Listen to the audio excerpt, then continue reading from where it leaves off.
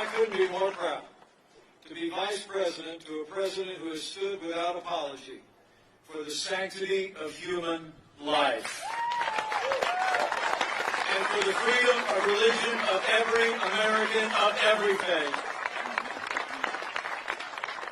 Beyond all of that, throughout all of the last 3.5 years, this president and this administration have stood with the men and women of law enforcement, and we will stand with them every day.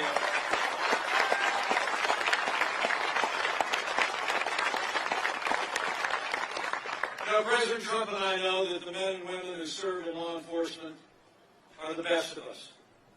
They put their lives on the line every single day. They literally count our lives as more important than their own. And they deserve the respect of every American.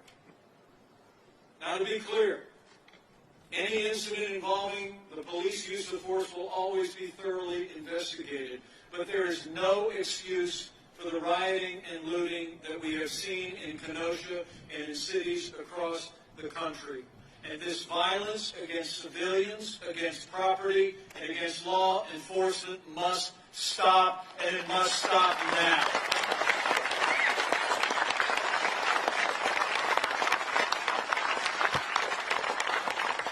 Now, President Trump and I will always support the right of Americans to peaceful protest.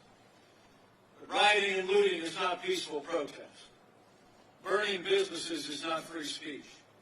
And those who do so will be prosecuted to the fullest extent of the law. That's why President Trump took action just a few days ago. We sent 200 federal law enforcement officers into Kenosha. Working with the National Guard and local law enforcement, we quelled the violence. Under this president, I promise you, we will have law and order in every city in this country for every American of every race and creed and color. So help us God.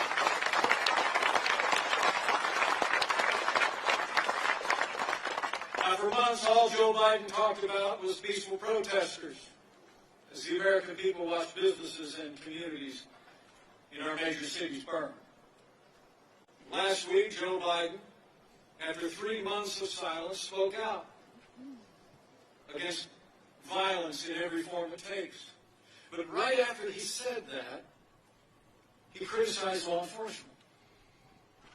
And Joe Biden never condemned Antifa. He never called out his campaign staff or his running mate for raising money to bail out violent criminals. And he never called on Democrat mayors to get their cities under control. And I think people here in Wisconsin know Joe Biden would double down on the policies that have literally led to violence in our major American cities. And Joe Biden says America is systemically racist, and that law enforcement has an implicit bias against minorities. When asked whether he supported cutting funding to law enforcement, Joe Biden replied, yes, absolutely. But under President Donald Trump, I promise you, we will always stand with those who serve on the thin blue line of law enforcement. We're not going to defund the police, not now, not ever.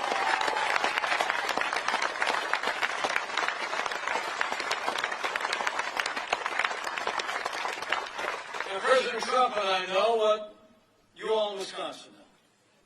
We don't have to choose between supporting law enforcement and standing with our African-American neighbors and families to improve the quality of their lives, to improve public safety, create more jobs and better schools.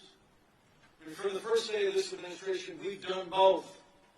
And I promise you, we're going to keep supporting law enforcement and keep supporting our African-American neighbors and all the minorities in every community in this city every day from here to come.